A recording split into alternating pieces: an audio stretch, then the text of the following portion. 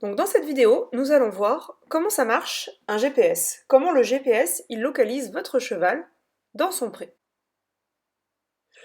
Donc, tout d'abord, le GPS. Qu'est-ce que c'est que le système GPS? Donc le système GPS, c'est un ensemble de deux choses.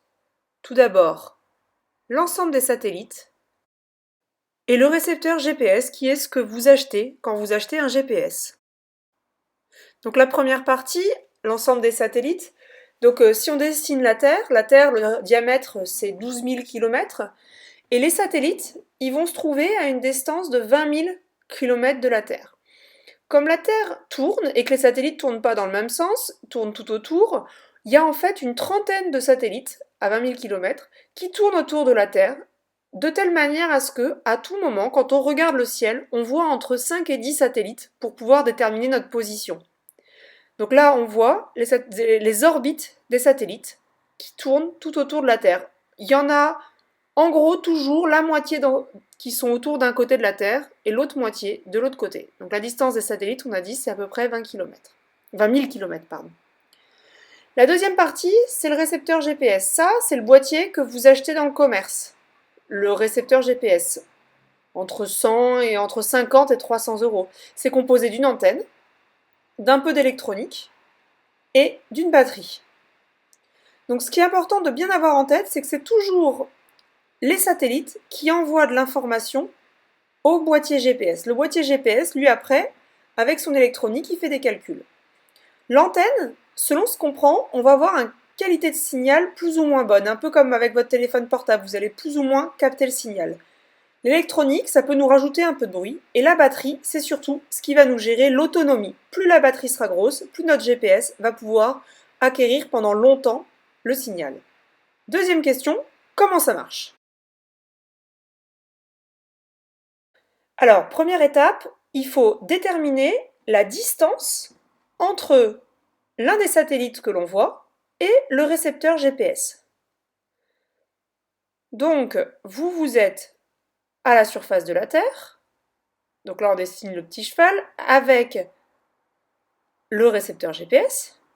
Et on a un satellite dans le ciel dont on capte le signal.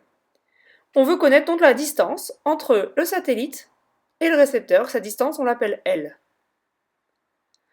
Donc pour ça, en fait, ce qu'on a comme information, c'est que plusieurs fois par seconde, le GPS, il nous envoie un pulse, un signal. Dans ce signal, il nous dit qui il est, il nous donne son nom, il nous dit à quelle heure, à quel instant exact le pulse est parti, et il nous dit exactement où est-ce qu'il est dans l'espace. Quand le signal arrive au GPS, le GPS, lui, il enregistre le moment auquel ce signal arrive. Donc pour connaître la distance L, c'est simple, on va prendre le temps de parcours, c'est-à-dire le t arrivé moins le t de départ, qu'on va multiplier par c. C, c'est la vitesse de la lumière, environ 300 000 km par seconde. Donc en connaissant c, en connaissant le temps d'arrivée, le temps de départ, on peut en déduire L, la distance entre le satellite et le récepteur. Donc maintenant qu'on a compris comment calculer la distance entre un satellite et le récepteur, on va se demander comment à partir des distances calculées vis-à-vis de tous les satellites, est-ce qu'on peut retrouver la localisation du récepteur. Alors on va faire un peu le dessin à l'inverse, parce que c'est plus simple pour dessiner, mais donc on connaît la distance avec le satellite L1. 1, pardon. On connaît la distance avec le satellite 2, appelons-la L2. On connaît aussi la distance avec le satellite 3, L3. Mais mettons qu'on ne connaisse pas où est le bonhomme, on sait juste où sont les satellites et les distances.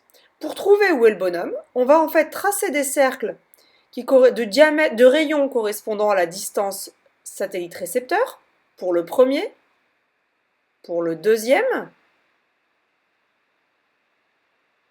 Ils se croisent en deux points, en fait, si on continuait, il y aurait un point en bas, un point en haut.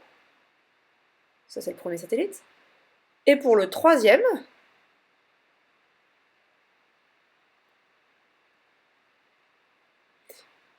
et donc on voit qu'il y a une zone où ces trois cercles se croisent. Et cette zone-là, c'est la zone où le récepteur, du coup, en faisant le calcul de ces trois cercles, il dit « Ok, je suis ici ».